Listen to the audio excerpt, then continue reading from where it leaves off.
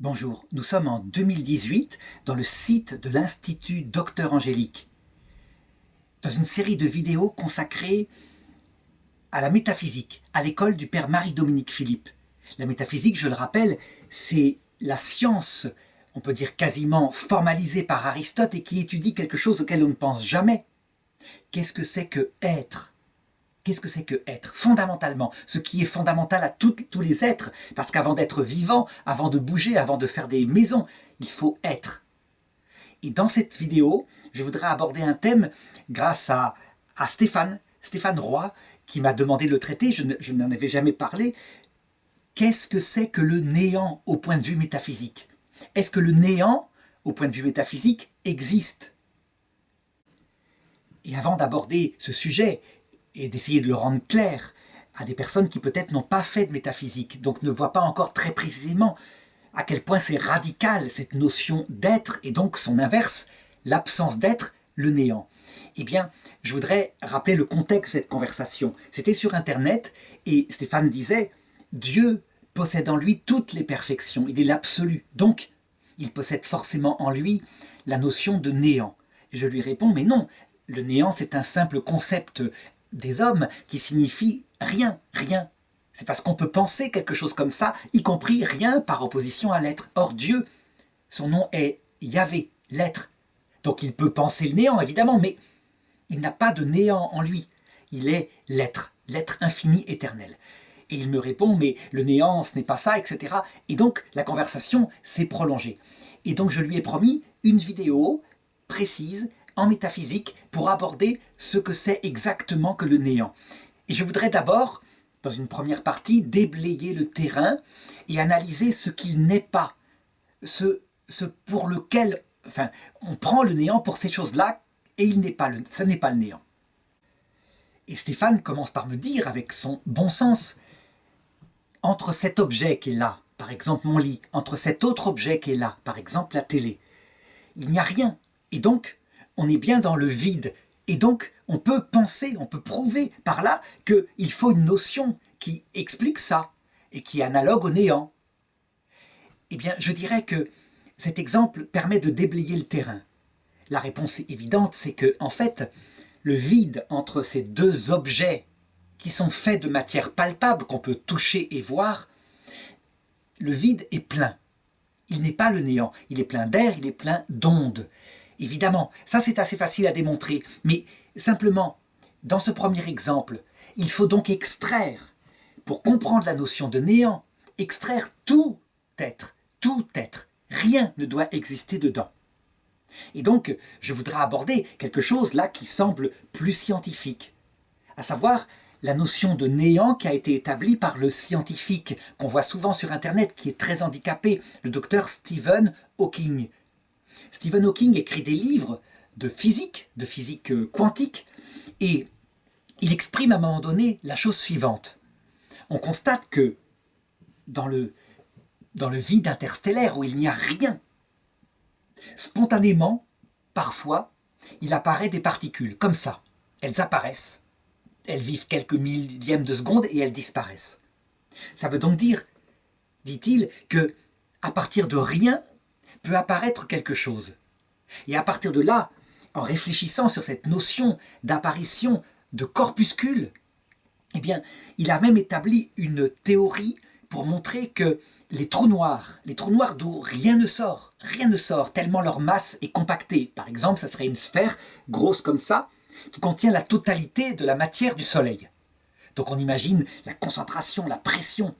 Et la lumière elle-même, lorsqu'elle y rentre, elle n'y sort pas, d'où le nom de trou noir. Il disait, malgré tout, ces trous noirs vont disparaître, ils vont s'effacer, ils vont s'user, parce que il y a certaines particules qui peuvent en sortir, ne serait-ce que des particules de gravitation. Peut-être qu'il y a une particule de gravitation. Donc, c'est une réflexion très intéressante. Là où ça ne va pas, à mon avis, c'est que il en sort une théorie plus tard en disant « Parlons maintenant de l'apparition du monde ». C'est vrai que avant le Big Bang, avant entre guillemets, c'est une métaphore parce qu'il n'y a pas de temps avant le Big Bang, hein, mais avant, c'est-à-dire ce qui est plutôt antérieur, on pourrait dire comme cela, avant le Big Bang, il n'y a rien, et il est donc possible que de ce rien, il y ait une vibration qui soit sortie, et une particule qui est cette première molécule du Big Bang qui après a explosé et le reste s'est passé. Et il établit dans son livre, ça établit donc que l'hypothèse Dieu, on peut s'en passer. Un Dieu créateur, on peut s'en passer, puisque manifestement le néant pourrait créer. Il prend cette analogie donc à partir de la physique quantique, comme je l'ai dit. Et là, je voudrais encore montrer qu'il faut, quand on est scientifique, il ne faut pas hésiter à faire de la philosophie, aller jusqu'au bout. Parce que d'abord, ce qui se passe avant le Big Bang, c'est pas de la science, on est au-delà du calcul, donc c'est de la philosophie qui réfléchit, et c'est une philosophie qui peut être réaliste. Seulement, lorsque le docteur Hawking dit il apparaît des particules spontanément, à partir de rien, il fait en fait un glissement de sens. Il ne s'en rend pas compte, c'est pas à partir de rien, c'est à partir d'ondes sous-jacentes. Selon la formule d'Albert Einstein, E égale mc2. Et ce principe-là, qu'on peut appliquer à tout, rien ne se perd, rien ne se crée, tout se transforme. Ça veut dire qu'en fait, si on analysait ce qui s'est passé pour l'apparition de cette particule, il y avait des ondes dont l'énergie est exactement la somme, lorsqu'elles sont collées ensemble, pour former l'énergie de cette particule. Et aussi, je dirais, sa tenue comme particule. Rien ne s'est créé. C'est juste une organisation différente d'une matière préexistante dans ce vide quantique, ce vide-là, et il apparaît une particule.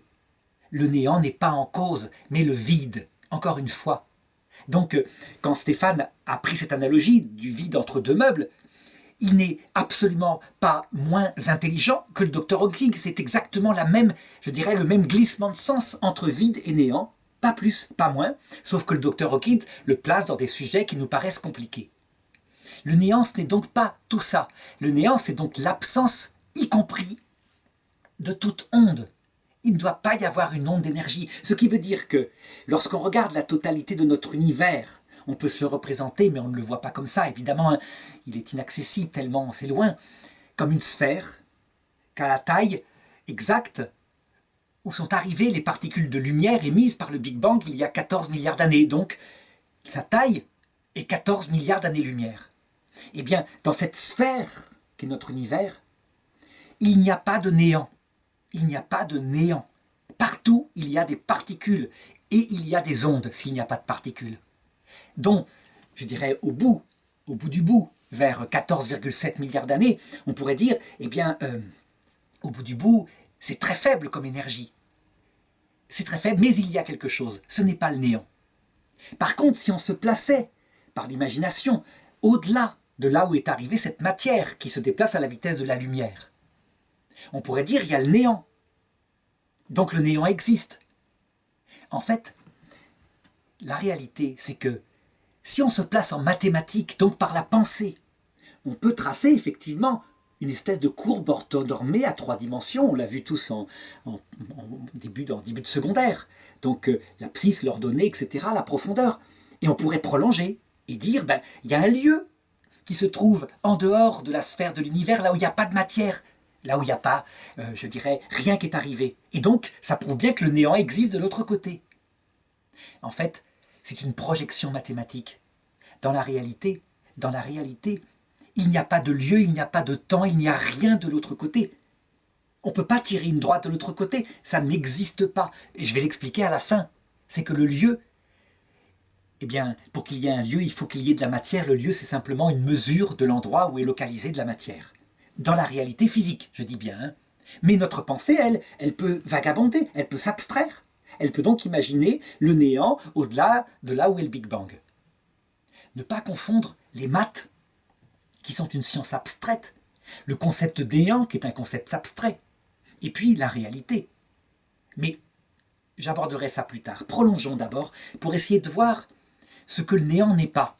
Parce qu'il y a d'autres objections qui peuvent arriver. Par exemple, Stéphane me dit, le néant c'est l'absence.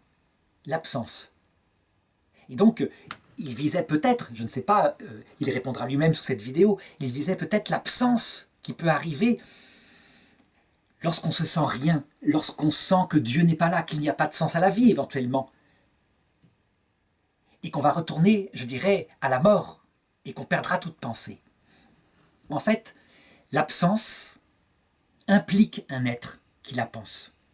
Ça veut dire que si je ressens l'absence ou si je comprends l'absence, c'est que moi, comme sujet, j'existe. Donc l'absence, ce n'est pas le néant, c'est plutôt le sentiment de l'absence de présence de personnes qui m'aimeraient. Et effectivement, dans l'athéisme, par exemple, quand on réfléchit au sens profond de la vie, certains éprouvent l'idée que, venant du hasard, purement du hasard, c'est ça l'athéisme, donc d'une évolution qui s'est faite par hasard.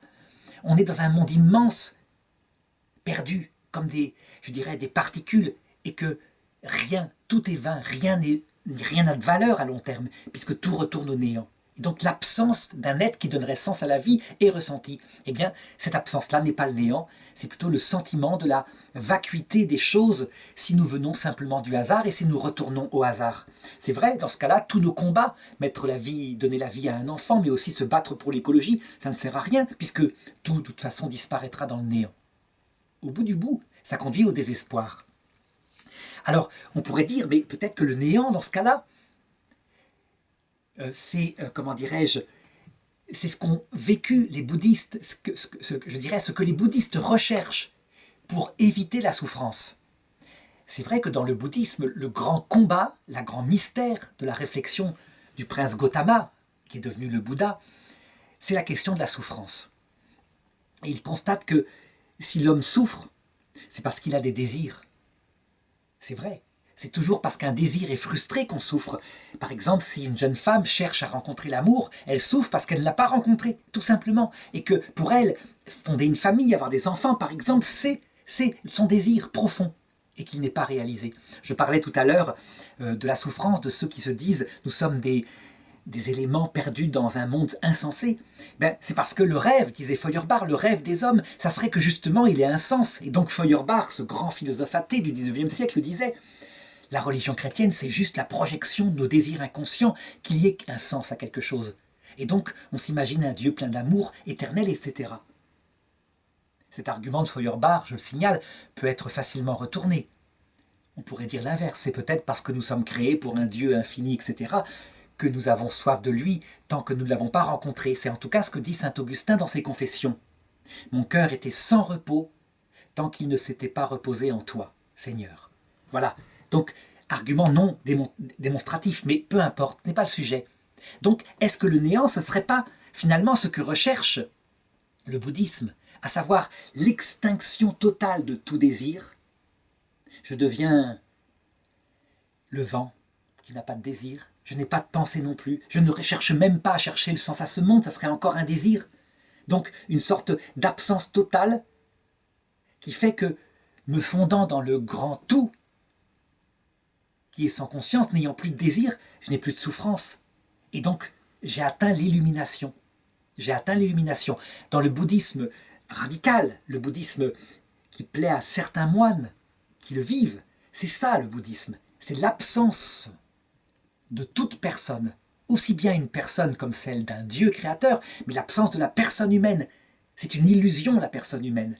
Et donc, le but, le terme de la méditation bouddhique qui atteint le nirvana, c'est justement la disparition de tout désir, donc de toute pensée. Est-ce que ça ne serait pas ça le néant? Eh bien, je dirais que, en fait,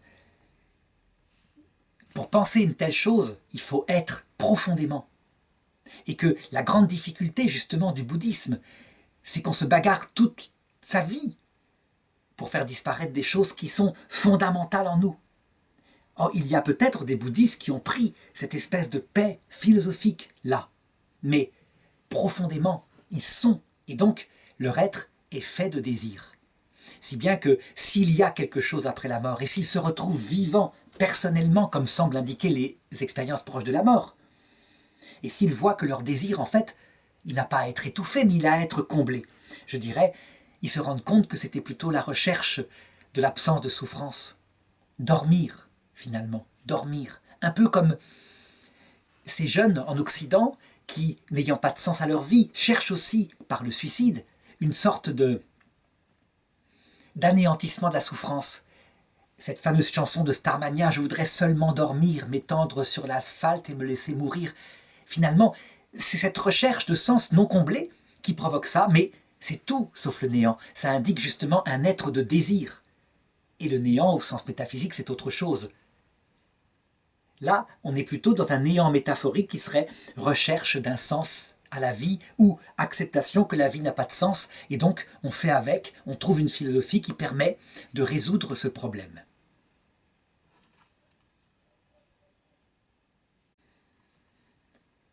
Et donc après avoir ainsi déblayé le terrain, donc montrer que le néant, ce n'est pas le vide, ce n'est pas le vide quantique, que le néant, ce n'est pas l'absence de Dieu ou l'absence d'amour. Ça, c'est une souffrance. Que le néant, ce n'est pas non plus la recherche du nirvana. Ça, c'est plutôt un remède à cette absence de sens, cette absence d'amour. Mais, je dirais, il faut aborder maintenant, dans cette deuxième partie, en métaphysique, ce que c'est que le néant, l'absence d'être, le non-être, disaient certains philosophes. Eh bien, c'est assez simple à comprendre. Le néant, qu'on peut penser donc, c'est la négation de tout être, de tout être. C'est donc un concept dans notre intelligence qui est capable, par son exercice naturel, de nier les êtres qu'elle constate et d'imaginer quelque chose, un concept qui permettrait de nier tout cela. Et donc, si on est objectif, eh bien, dans le néant, on nie évidemment d'abord tous les êtres matériels. Ils ne doivent plus exister. Donc, disparaissent les planètes, disparaissent les ondes, disparaît, je dirais, toute la matière sortie du Big Bang avec ses différents états. Mais disparaît aussi notre cerveau. Seulement, un certain philosophe appelé Descartes disait « Je pense, donc je suis ». Et s'il s'avère que, après la mort du cerveau et sa disparition, nous continuons de penser, s'il y a vraiment, comme le disent certains, un esprit qui survit au cerveau, dans ce cas-là, ça prouve qu'il faut aussi éliminer, pour comprendre le néant, l'esprit, s'il existe séparé du cerveau, et la pensée qui va avec. Donc, on pourrait dire que, en faisant disparaître ça, on approche quelque part effectivement d'une expérience du néant quand on dort la nuit. On s'endort, ça dure 1 seconde, on se réveille. Et c'est une expérience du néant parce que ça aurait pu durer des milliers d'années. Mais c'est une comparaison, c'est une métaphore. Au sens métaphysique, ce n'est pas le vécu du néant qui compte, c'est le néant réel. Le néant réel, est-ce qu'il existe et comment le définir? Voilà la question. Si on élimine, comme je l'ai dit tout à l'heure, toute matière, alors dans ce cas, il faut aller jusqu'au bout. On élimine aussi tous les lieux. Le lieu, c'est parce que ça mesure de la matière. Mais on élimine aussi le temps, parce que le temps, c'est la mesure d'un mouvement avant et après. Ça a duré 1 seconde parce que j'ai changé de lieu et donc j'ai mesuré un mouvement par le temps que ma main a franchi ce lieu. Donc, s'il n'y a pas de matière, il n'y a pas ce temps physique, en tout cas, ce temps mesuré par, je dirais, l'avant et l'après d'un mouvement physique, il n'y a pas non plus de lieu. Mais il faut éliminer aussi le temps psychologique, la durée intérieure, les concepts, quand on se plonge dans une pensée, qu'on réfléchit, qu'on se met au-delà, je dirais, des contingences du corps, et qu'on se met à penser, on entre à l'intérieur de soi dans une autre dimension, la dimension du temps de la pensée, un concept suivi d'un autre qui en découle, etc. S'il n'y a pas de pensée, il n'y a pas cette durée de la pensée avec. Il faut la faire disparaître. Donc dans le néant, on élimine tout ça, peu à peu. Et à un moment donné, à force d'avoir élagué, de chercher ce qui resterait comme être dans le néant, eh bien on est obligé de se confronter, à un moment donné, à la théorie des pensées athées, qui pensent que, à un moment donné, du néant au sens fort, a pu surgir l'être. Je sais que certains scientifiques disent « Mais non, il y a toujours eu de la matière est éternelle ». Seulement d'autres scientifiques leur répondent « C'est impossible ». Puisque la matière, par elle-même, toute la matière qu'on connaît, elle se décompose, elle s'étend, elle s'élargit, elle s'éloigne, et elle n'a pas de raison de revenir en arrière.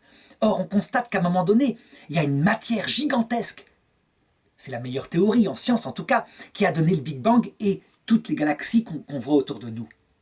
Donc il a bien fallu que quelque chose sorte de rien pas de cette matière qui existerait depuis toujours et qui s'efface dans l'espace, à moins qu'il y ait une théorie qu'on ne connaît pas, mais en tout cas ça ne correspond pas à tout ce qu'on constate de la matière, cette matière qui est en train de s'étendre dans l'infini et qui ne va jamais s'arrêter si ça reste comme ça. On peut même prévoir ce que dans 1000 milliards d'années sera le monde. Un monde de la taille de 1000 milliards d'années-lumière exactement, fait d'une matière parfaitement décomposée, je dirais dispersée, avec rien qui s'est perdu, mais tout qui s'est transformé en une onde de très faible énergie, et peut-être, si Hawking n'a pas raison, des trous noirs, donc des corps, ici et là, comme des grains de poussière qui, eux, seraient peut-être éternels, sauf s'ils perdent un peu de matière par les ondes gravitationnelles qui en sortent. Et là, à ce moment-là, eux-mêmes vont fondre comme neige au soleil, pour ne rester à la fin que de l'énergie dispersée, et dans 1000 milliards de 1000 milliards d'années, uniquement d'énergie dispersée. Mais rien ne retourne au néant, mais rien ne retourne non plus en arrière. Donc, certains scientifiques disent, il a fallu que ça apparaisse à partir de rien, parce que cette énergie, il faut bien qu'elle vienne d'une cause, et cette cause, ça ne peut pas être le monde préexistant, ça ne peut être donc que le néant qui produit de l'être. Ils font donc, ces scientifiques, du néant une cause qui peut produire de l'être. Eh bien ça, ce n'est pas le néant. Le néant, c'est l'absence totale d'être, donc c'est aussi l'absence de causalité. Il ne peut pas produire un effet puisqu'il n'y a rien avant, il n'y a rien. Du rien, rien ne sort. Ça veut dire que, en fait, par la pensée, l'être humain est capable d'imaginer le néant comme une sorte d'être caché qui serait cause de la plus grande explosion d'énergie qui ait pu apparaître dans l'univers, à savoir le Big Bang, et après, éventuellement, de sa structuration avec la matière, la vie, etc. En réalité, on s'aperçoit, quand on réfléchit 2 minutes, que ces personnes-là devraient faire de la métaphysique, pour bien comprendre que le néant, si on dit que c'est une cause, c'est que ce n'est pas le concept du néant, c'est que c'est un être qu'il pose. Un être qui ne serait surtout pas un être personnel, mais qui aurait créé de la matière, puisqu'il est capable de causer quelque chose, à moins, à ce moment-là, de s'asseoir sur les principes fondamentaux de tout le réalisme, à savoir, il n'y a pas d'effet sans cause, jamais. Sauf un, diront les métaphysiciens, et je vais en parler tout à l'heure, sauf un. Mais il n'y a pas d'effet sans cause. Tout ce qu'on constate autour de nous, c'est que tous les effets sont produits par une cause, et donc que cette cause existe avant, et que cette cause, forcément, est quelque chose, donc un être. Ça voudrait dire donc que dans cette pensée bizarre, qui manque de métaphysique, quelque part, au tout début, une absence de cause, l'absence de cause, aurait posé un effet. Voilà ce que ça veut dire très concrètement si je dis que le néant existe, parce que je confonds le concept dans ma tête de néant, que je peux penser, et parce que je peux le penser, j'imagine qu'il existe quelque part du néant. Donc on voit à chaque fois manque de métaphysique parce que glissement d'un concept que l'homme peut penser à sa réalité. Et sans arrêt, en maths on le fait, sans arrêt. Pourtant, les mathématiciens, ils sont capables, eux, de réfléchir mystiquement. J'en ai connu des mathématiciens comme ça qui sont vraiment des êtres spirituels parce qu'ils savent bien qu'on peut penser un être impossible, comme par exemple racine carrée de -1. Mais ils peuvent le penser parce que les maths permettent tout. Il suffit de le décider, on n'est pas dans le monde réel, on est dans le monde des idées, des concepts. Alors évidemment, quelquefois ça a des applications dans le réel, ça permet de décrire certains phénomènes réels, mais des vrais mathématiciens savent distinguer parfaitement le domaine de leur imagination sans limite, à la rigueur, puisqu'ils ne trafiquent pas des êtres réels, avec le domaine de la réalité. Et je voudrais continuer. Je disais tout à l'heure, en abordant donc cette espèce de construction faite par la philosophie matérialiste, donc le néant aurait créé, j'abordais le fait qu'il posait comme un être, l'absence d'être, qui serait capable de produire des effets. Il y a d'autres philosophes qui ne se prétendaient pas scientifiques, mais qui étaient très profondément réalistes, qui, par ce même raisonnement, ont posé la nécessité d'un être qui n'a jamais commencé d'exister, qui n'a pas de cause, à savoir un être premier, non créé, éternel. Pourquoi ont-ils dit ça ? Ben justement, pour le même raisonnement, si cet être premier, source du Big Bang, source de l'organisation de la matière après, a commencé d'exister il y a 1000 milliards de milliards d'années, qu'y a-t-il avant lui? Le néant. Et donc qui a créé cet être premier? Le néant. Absurde, évidemment. Encore plus absurde que de dire que, je dirais, la matière, avec son organisation géniale, serait sortie d'une absence de cause. Et donc, ces gens-là, ces grands philosophes, mais certains s'appellent Albert Einstein, d'autres Aristote. Aristote qui dit, forcément, le moteur premier immobile de ce monde n'a pas de commencement. Lui, il va même jusqu'à dire qu'il a toujours créé le monde. Ce qui est possible, Dieu aurait pu éternellement créer ce monde. Mais la cause elle-même est avant l'effet. Et donc Aristote, qui est intelligent, dit il faut forcément un premier moteur, acte pur, qui ne bouge pas, qui est immortel, qui est sans potentialité, qui est parfait totalement, parce que l'éternité, ça use. Et donc, s'il ne veut pas être usé, il ne faut pas qu'il puisse, je dirais, s'user. Et donc, il faut qu'il soit immuable. Par contre, il ne va pas jusqu'à poser que c'est une personne intelligente. Les philosophes qui vont suivre, comme saint Thomas d'Aquin, vont dire « mais il a organisé un monde intelligent, donc il est forcément intelligent ». Et les frères Bogdanov, qui sont d'excellents philosophes et de grands vulgarisateurs, je veux les défendre. Quand ils écrivent un livre sur la première seconde de l'univers, en décrivant l'ordre mathématique génial dans cette première seconde, disent « il faut poser un mathématicien ». Ah, ils ne disent pas c'est un être personnel, mais un mathématicien premier, une personne intelligente mathématicienne. C'est la même démonstration qu'a certains Spinoza. Alors, d'autres vont plus loin en disant « oui, mais il a créé aussi des êtres capables d'aimer, etc. Mais il a créé aussi des êtres capables de se manger entre eux, les animaux et les hommes.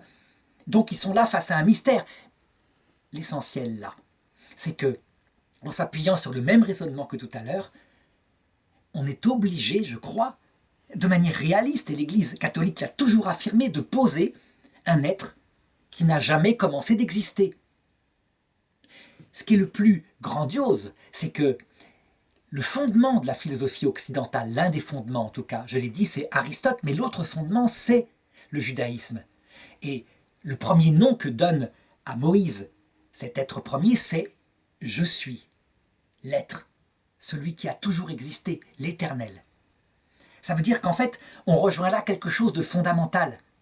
Et si je retourne à mon sujet de métaphysique, si on est obligé, parce que nous existons, et parce que le néant c'est l'absence d'être, c'est l'absence de causalité donc aussi, si on est obligé de poser un être premier qui a toujours existé, qui n'a pas de cause, qui est sa propre cause, et évidemment on tombe dans un mystère fabuleux, énorme, gigantesque. Ça peut exister un être qui n'a pas commencé d'exister, on n'en a pas l'expérience.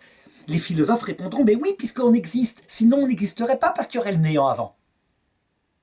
Donc c'est obligé comme raisonnement, il faut poser une cause adaptée à l'effet qui s'est produit. Eh bien, s'il existe cet être-là, cela a une conséquence directe sur le sujet d'aujourd'hui, de cette vidéo. Jamais, jamais, il y a eu le néant. Jamais. Parce que, quelque part, éternellement, il y a eu l'être de cet être-là. Or, le néant, c'est l'absence d'être. Et ça veut dire quoi aussi comme conséquence? C'est que la création est une création qui est sortie d'un être intelligent. On pose une cause adaptée à l'effet. Sinon, si on ne la pose pas, cette cause, un être éternel qui n'a jamais commencé d'exister, qui est intelligent puisqu'il crée un monde intelligent, qui a des intentions qu'on ignore puisque les animaux se mangent entre eux, le monde paraît cruel, etc. Mais cet être-là, dont on ne connaît pas les intentions profondes, il existe forcément éternellement, et donc le néant n'a jamais existé. Puisque le néant, par définition, c'est l'absence totale d'être, partout, partout entre guillemets, c'est une métaphore, parce qu'il n'y a pas de lieu non plus, parce qu'il n'y a pas de temps. Donc dire depuis toujours, ça ne veut rien dire. Mais voilà, on peut le penser par ce mode d'analogie. Et donc le néant, en fait, pour conclure, le néant, on en revient à ce que je disais au début de la vidéo, à Stéphane, le néant, c'est un concept que l'homme peut penser, l'absence d'être, mais ça n'a jamais existé. C'est juste un concept très pratique, très important, mais pas plus. Donc il ne faut pas poser le néant comme quelque part quelque chose qui existerait. Le néant, au-delà du Big Bang, comme je l'ai dit, c'est pas du néant. Il n'y a rien je dirais, alors on pourrait dire il n'y a rien, donc c'est du néant. Non, non, non, parce qu'il n'y a pas non plus de lieu. C'est pas des lieux. Ça n'existe pas.